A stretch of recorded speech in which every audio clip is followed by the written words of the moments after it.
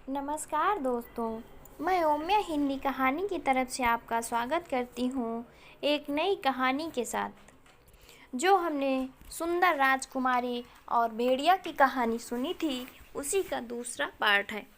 हम आगे सुनेंगे जो महारानी राजकुमारी की शादी के बारे में कुछ तस्वीरें लेकर आई थी। अब आगे जानते हैं कि राजकुमारी ने क्या जवाब दिया। महारानी ने कहा, देखो, मणि को भी पता है, पर आपको कब अक्ल आएगी? चित्रा, जब मैं आपकी उम्र की थी तो मेरे 2 बच्चे हो चुके थे। तभी राजकुमारी चित्रा अपनी हंसी को छुपाते हुए मन में सोचती हैं, आपको इतनी जल्दी ही क्या थी? आपको थी, पर मुझे नहीं है। तभी राजा ने कहा, क्या आप मेरे और महारानी के बीच प्यार देखकर जलती नहीं हैं? एक हंसमुख अंदाज में राजा ने कहा। तभी राजकुमारी ने जवाब दिया, आपके और महारानी के रिश्ते में जलने जैसा क्या है?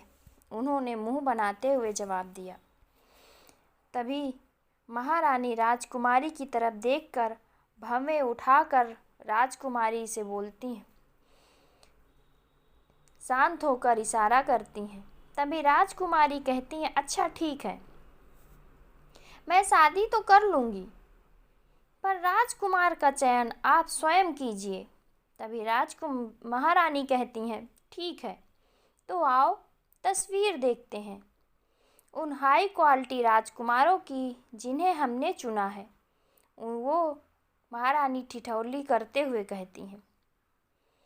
महारानी के 2 बार ताली बजाते ही सामने से लगभग 20 राजकुमारी की तस्वीर लेकर दासी दासियां एक क्रम में राजकुमारों की तरह मुड़ जाती हैं। महारानी के इशारे पर सभी ने तस्वीर खोली। उनमें से एक से बढ़कर एक पराक्रमी, शौर्यवान और सुंदर राजकुमारों को देखकर भी राजकुमारी ने कोई भी प्रतिक्रिया नहीं दी। तभी महारानी ने कहा, आपको जो भी राजकुमार अच्छा लगे आप हमें बता सकती हैं। इस पर महारानी ने कुछ मजाकिया अंदाज में भी राजकुमारी से कहा, तो हम उसके यहाँ निमंत्रण भी भेज देंगे। वैसे तो सारे राजकुमार बहुत ही अच्छे हैं, बहुत ही अच्छे कुल से हैं।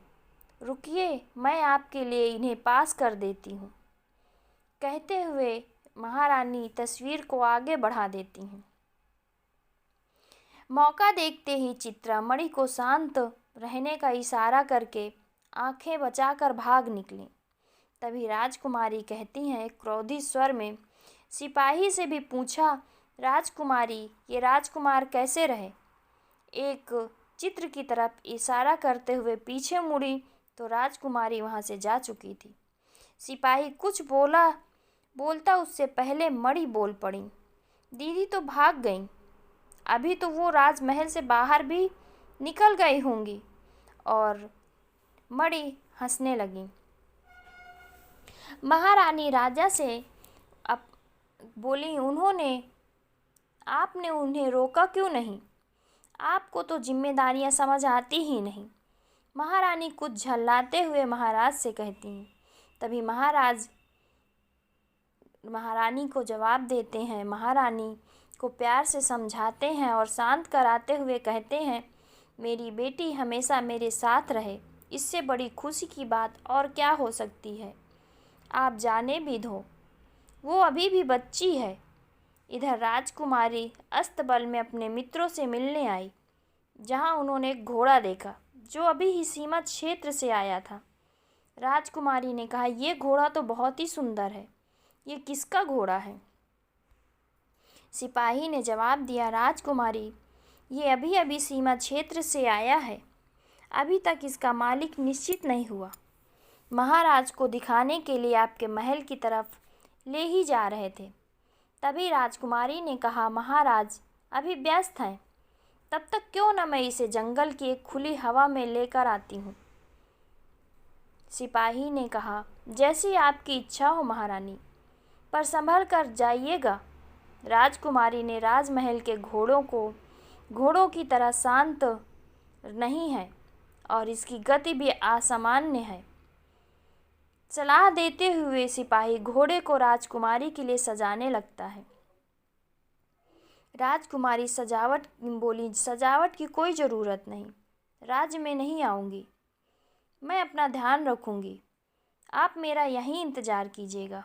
सिपाही ने कहा, जी राजकुमारी, आपकी जैसी आज्ञा।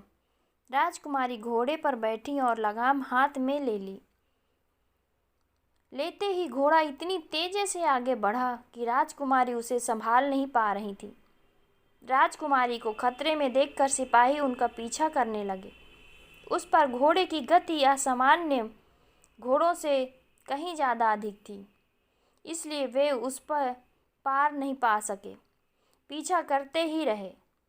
दूसरे दृश्य में भेड़िया राजा घने जंगल में अपने सबसे वफादार अंगरक्षक के साथ राजकुमारी की खोज में निकले। राजकुमारी का स्थान पता करने के लिए उन्होंने अपनी तर्जनी उंगली को सिमेट कर बाकी सभी को आगे करते हुए कुछ मंत्र फुसफुसाया और अगले ही क्षण सामने एक द्वार प्रकट हुआ जो कि राजकुमारी के पास खुलता था। घोड़ा हिनहिनाता हुआ जंगल में घुसा।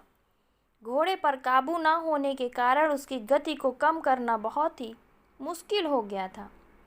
जंगल के रास्ते में बहुत सारे गड्ढे भी थे।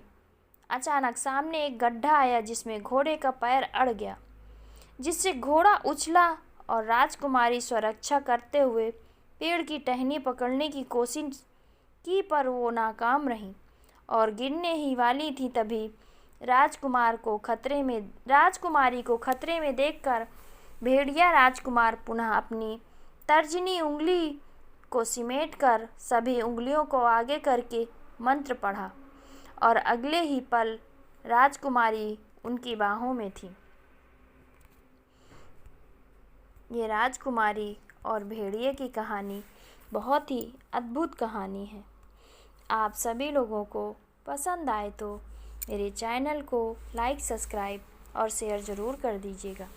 पहली ही मुलाकात में भेड़िया राजा राजकुमारी की सुंदरता को देखकर स्तब्ध रह गया, पर अफसोस उन्हें देखने के लिए राजकुमारी होश में नहीं थी। सिपाहियों के घोड़े की आवाज़ सुनकर भेड़िया राजा राजकुमारी को एक बरगद के पेड़ के नीचे बैठाकर छुप गया।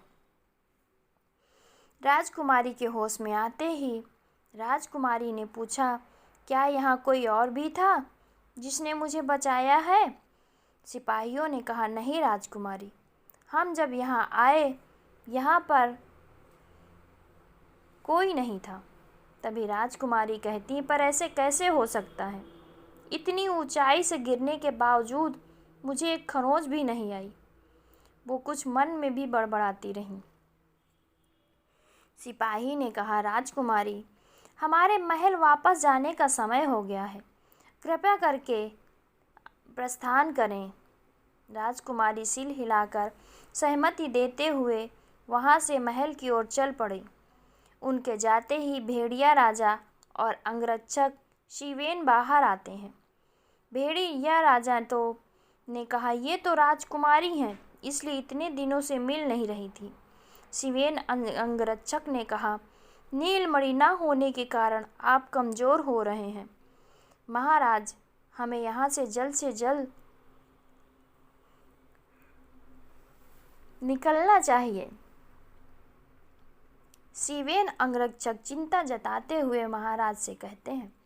तब भेड़िया महाराज सिर हिलाकर चलने का इशारा करते हैं। 2 दिन बाद भेड़िया राजा शिवेन अंगरक्षक के साथ राजकुमारी से अपनी नीलमणि लेने के लिए राजकुमारी के राज्य अग्नोवा पहुंचते हैं। यहाँ राजकुमारी के विवाह की घोषणा हो रही थी, पश्चिमी राज के राजकुमार रुद्र प्रताप के साथ। तब शिवेन अंगरक्षक यहाँ बोले, यहाँ तो एक जश्न है महाराज, हमें कल आना चाहिए राजकुमारी से भेंट करने के लिए। तभी भेड़िया राजा बोले, यहाँ तक आने में मेरी सारी ऊर्जा नष्ट हो गई है। अब मेरे पास वापस जाने की ऊर्जा नहीं है। हमें जल्द ही राजकुमारी से वो नीलमणि लेनी है। वो भेड़िया राजा कराहते हुए सिवेन अंगरक्षक से कहते हैं। तब सिवेन अंगरक्षक बोला, संभाल कर महाराज, उस तरफ से चलिए, हम जल्दी ही पहुंच जाएंगे। राजकुमार को इशारा करते हुए रास्ता दिखाते हैं। तभी राजकुमारी के द्वारा राजकुमार और राजकुमारी की सगाई करवा दी जाती है, पर उनके बीच प्यार लाने के लिए उन्होंने राजकुमार को ठहरने का प्रबंध किया। राजकुमारी के कमरे के बगल वाले कमरे में रात के खाने के प्रबंध में महारानी द्वारा उन्हें साथ में भोजन करवाने की योजना बनाई गई। तभी अधिक से अधिक मदिरापान परोसा गया, जिसे राजकुमार रुद्र प्रताप नशे में धुत हो गए और राजकुमारी से छेड़खानी करने लगे। तभी महारानी के आदेश पर राजकुमारी के कमरे के बाहर के सिपाहियों को वहां से हटा दिया गया, इसलिए राजकुमारी की सहायता के लिए कोई नहीं आया। इधर भेड़िया राजा और अंगरक्षक सिपाहियों से छुपते छुपाते राजमहल के अंदर आ गए और राजकुमारी का कमरा ढूंढते हैं। तभी सिवेन अंगरक्षक महाराज से कहते हैं, महाराज, मुझे इस कमरे से राजकुमारी की आवाज़ सुनाई दे रही है। तब वो फुसफुसा कर कमरे के बाहर इशारा करते हैं। सिवेन अंगरक्षक की फुसफुसाहट से फिर राजा भेड़िया ने कहा, राजकुमारी की मदद की गुहार सुनते ही बिना झिझक अंदर प्रवेश कर गए और बिना किसी देरी के अपनी तर्जनी उंगली को समेटकर मंत्र पढ़ा और अगले ही पल उड़ते हुए राजकुमारी के पास पहुँचे। राजकुमारी को डरा हुआ देखकर उन्होंने राजकुमारी को बेहोश कर दिया, परंतु भेड़िया राजा रुद्र प्रताप पर बहुत क्रोधित थे, जिससे उनकी आंखों से नीली रोशनी निकली और राजकुमार तक पहुंचने से पहले ही उस रोशनी को राजकुमार रुद्र प्रताप बेहोश हो गए। ये सारे शोरगुल सुनते ही राजकुमारी के शैडो बॉडीगार्ड जी मेई ने भेड़िया राजा पर हमला कर दिया, परंतु उनके राजा तक पहुंचने से पहले ही सिवेन अंगरक्षक ने पीछे से उस पर हमला कर दिया, जिससे वो कुछ क्षण में ही बेहोश हो गया। सिवेन जी मेई का ब्रूच लिया और भेड़िया राजा को देते हैं। सिवेन ने, भेड़िया राजा, आपकी वेशभूषा देखकर आप में और जी में फ़र्क कर पाना बहुत मुश्किल है। इसे आप अपने पास रख लें, ये हमारा काम कर सकती है। भेड़िया राजा ने सहमति देते हुए ब्रूच को अपने जेब में डाल लिया और राजकुमारी को कंधे में उठाते हुए मंत्र बोलते ही अगले पल वो उड़ने लगते हैं। राजकुमारी और राजकुमार का ये दृश्य देखने लायक था। अगर उपमा दी जाए तो हंस का जोड़ा कहना गलत नहीं होगा। तभी भेड़िया राजा राजकुमारी को लेकर बीस्ट क्लान भेड़िया राजा का राज्य है, वो वहाँ पर पहुँच गया, परंतु महल पहुँचने से पहले ही महाराज बहुत कमज़ोर हो गए और उन्हें राजकुमारी को वहीं छोड़कर जाना पड़ा। क्या राजकुमारी बीस्ट क्लान में से अपने राज्य अग्नोवा आ पाएंगी? क्या भेड़िया राजा उन्हें वापस लेने आएंगे? जानने के लिए पढ़ेंगे हम अगली कहानी। उसके पहले आप मेरे चैनल को लाइक, सब्सक्राइब और शेयर ज़रूर कर दीजिएगा। आप सभी का बहुत बहुत धन्यवाद।